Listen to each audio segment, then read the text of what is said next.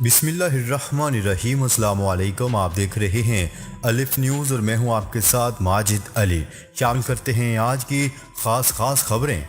Iraq ने भी पाकिस्तान से JF-17 थंडर लड़ाका तैयारे खरीदने का फैसला कर लिया। चीन का भारत को मुंहतोड़ जवाब, अमेरिका और जापान के सामने डट गया। जर्मन पार्लिमानी इंतखाबात के लिए वोटिंग, एंजेला मर्केल का दौर खत्म। पाक फौज ने आलमी बॉक्सिंग चैंपियनशिप में कांसी का तमगा जीत लिया। जारहियत पसंद और हर धर्म मोदी अक़वाम मुत्तहिदा में भी इल्जाम तराशियों से बाज न आए। तालिबान के मामले पर पाकिस्तान, चीन और अमेरिका के साथ राब्ते में है रूस। मकबूजा बैतुल मक़दस के करीब इसराइल का रॉकेटों से हमला।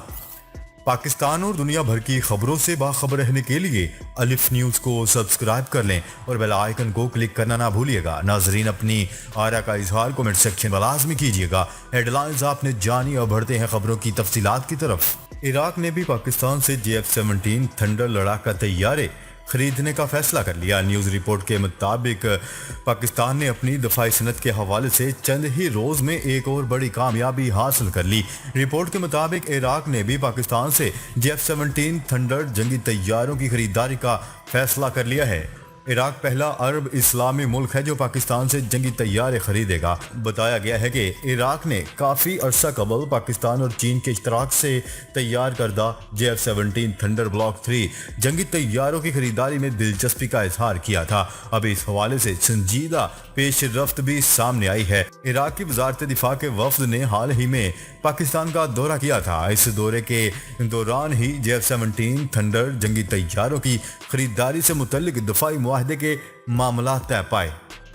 ज़राए के मुताबिक इराक भी पाकिस्तान से $60 करोड़ से जायद रकम अदा करके 12 JF-17 थंडर जंगी तैयारे खरीदेगा। यूं दफाई सनत की बदौलत पाकिस्तान को खरबों रुपए का फायदा हासिल होगा। ज़राए के मुताबिक अर्जेंटीना और इराक को जंगी तैयारों की फरोख्त से पाकिस्तान को 2.25 खरब रुपए का ज़र मुबादला हासिल होने का भी इम्कान है। इससे कबल अर्जेंटीना ने भी पाकिस्तान से JF-17 थंडर लड़ाका तैयारों की खरीदारी के लिए फंड मुख्तस कर दिए थे।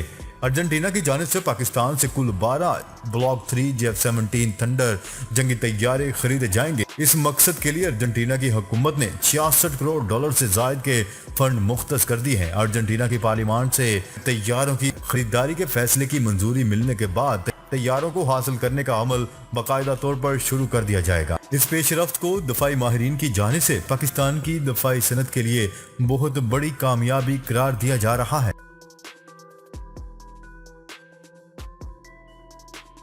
खबर के अगले हिस्से में बात करते हैं। चीन ने दुनिया में अपने बढ़ते हुए असर और रसूख पर भारत के झूठे प्रोपेगेंडे का मुंह तोड़ जवाब देते हुए कहा है कि चीन दूसरे ममालिक की तरह यकतरफा कार्रवाइयां नहीं करता और दूसरों की मैशियत पर पाबंदियां नहीं लगाता। चीन ने आज तक अपनी हदूद से तजावुज नहीं किया, बल्कि दूसरे ममालिक को भी तरक्की करने के बराबर मौका फराहम करता रहा है। चीन ने जनूबी और मशरकी बहेरा चीन के मुतनाज़ा हिस्सों में समंदरी निज़ाम ज़बरदस्ती तब्दील करने के इल्ज़ामात को मुस्तरद करते हुए कहा है कि भारत और जापानी रहनुमाओं की जानिब से माशी ज़बरदस्ती और यकतरफा कोशिशों के बयानात सिर्फ झूठ पर मबनी है, इनमें कोई हकीकत नहीं। बीजिंग में ब्रीफिंग के दौरान चीनी वजारत खारजा के तर्जमान ने कहा है कि झूठ और इल्जामात की बुनियाद पर सफारतकारी बिल्कुल भी तामीरी नहीं। उनका कहना था कि माशी जबरदस्ती की जाए पैदाइश और सदर दफ्तर वाशिंगटन में है। पहली बात, चीन धमकियां नहीं देता और ना ही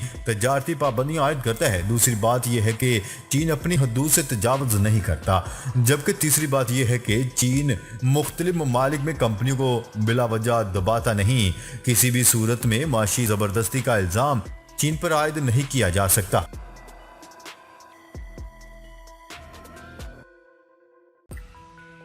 खबर के अगले हिस्से में बात करते हैं। यूरोप की सबसे बड़ी मैशियत की हामिल मुल्क जर्मनी में आज पार्लिमानी इंतखाबात का इनेकाद हो रहा है। चांसलर एंजेला मर्केल का 16 बरस पर मुहित इक़्तिदार और इसके साथ ही जर्मन सियासत का एक नया बाब खत्म होने को है।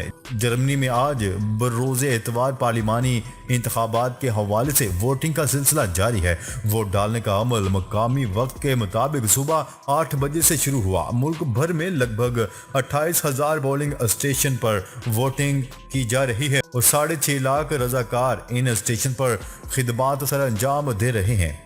इलेक्शन में इस बार मजमूई तौर पर 47 जमातें हिस्सा ले रही हैं। पार्लियामान में नुमाइंदगी हासिल करने के लिए किसी भी जमात के लिए कम से कम 5% अवामी तायद हासिल करना लाजम होगी।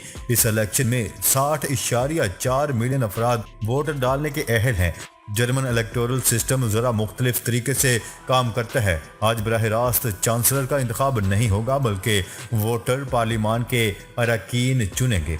जर्मनी में हुकूमत साजी का मरहला चंद माह तक चल सकता है। नई हुकूमत 50% से जायद अक्सरियत हासिल करने और चांसलर के इंतखाब के बाद ही अमल में आती है। बाद अज़ां चांसलर काबीना के अरकान वज़रा का ऐलान करता है। इस वक्त तक मर्केल ही हुकूमत संभालेंगी। खबर के अगले हिस्से में बात करते हैं। पाक फौज ने आलमी फौजी बॉक्सिंग चैंपियनशिप में कांसे का तमगा जीत लिया। ISPR की जानिब से बताया गया है कि रूस में 58वीं आलमी फौजी बॉक्सिंग चैंपियनशिप का इनकाद किया गया, जहां पाक फौज के सिपाही बिलावल ज़िया ने चैंपियनशिप में कांसे का तमगा अपने नाम कर लिया।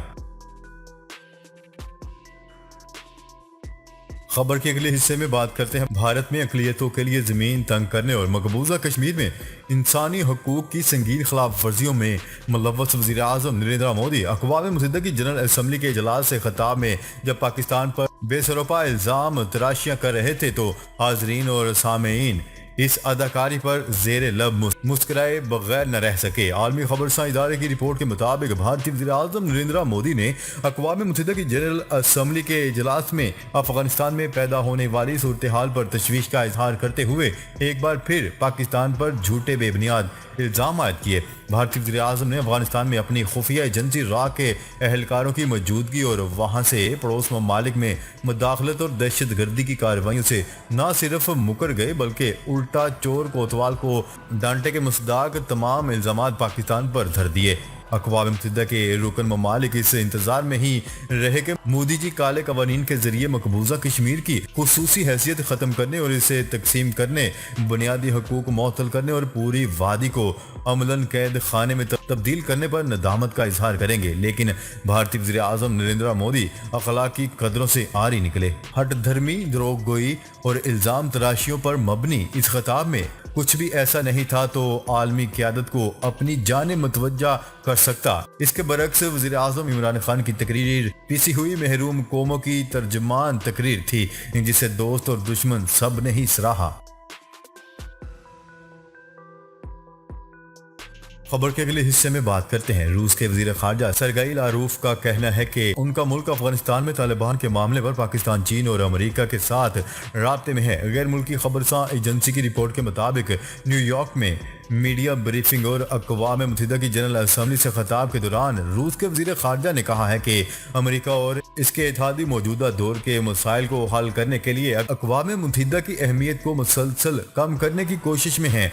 वो अक़वाम मुत्तहिदा को ऐसा हथियार बनाना चाहते हैं जिसे खुद गर्जी पर मबनी मफाद पूरे किए जा सकें। रूसी वज़ीर ख़ारजा सरगई लारूफ का कहना था कि अफगानिस्तान में तालिबान की तरफ से ऐलान करदा अबूरी हुकूमत अफगान माशरे के तमाम ग्रोहों यानी नस्ली, मजहबी और सियासी कुव्वतों की अक्कासी नहीं करती। इसलिए हम चीन, पाकिस्तान और अमेरिका के साथ मिलकर काम कर रहे हैं ताकि इस अमर को यकीनी बनाया जा सके कि अफगान तालिबान अपने वादे पूरे करें, जिनमें ख़ास तौर पर हकीकी नुमाइंदगी, हुकूमत का क़याम और इंतहा पसंदी को फैलने से रोकना शामिल है। सरगई लारूफ ने कहा है कि फिल वक्त तालिबान को बैनुल-अक़वामी सतह पर तस्लीम करने का मामला ज़ेर गौर नहीं है। हमारी अव्वलीन तरजीह यह है कि तालिबान अपने वादे पर कायम रहें। साबिक अफगान सदर हामिद करज़ई और साबिक हुकूमत की तालिबान के साथ मुज़ाकरात करने वाली कौंसिल के सरबराह अब्दुल्ला के नुमाइंदों के साथ बात करने के लिए रूस, चीन और पाकिस्तान के हुक्काम ने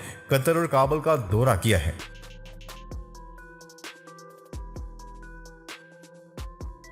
खबर के अगले और आखिरी हिस्से में बात करते हैं मकबूजा फलस्तीनी इलाकों में इसराइल ने एक बार फिर जारहियत की इंतहा कर दी।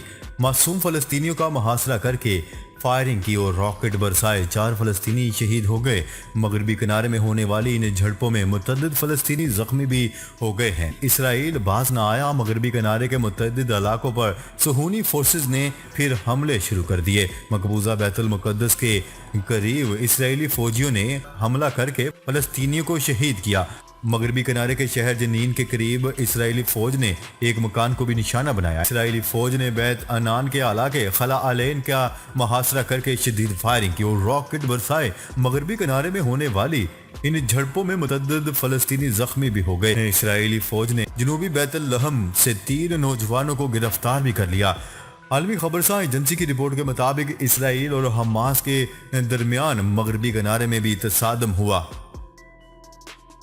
जी तो नाजरीन, अब तक के लिए इतना ही। मजीद खबरें लेकर बहुत जल्द आपकी खिदमत में हाजिर होंगे। तब तक के लिए अपना ख्याल रखिएगा। अल्लाह निगहबान।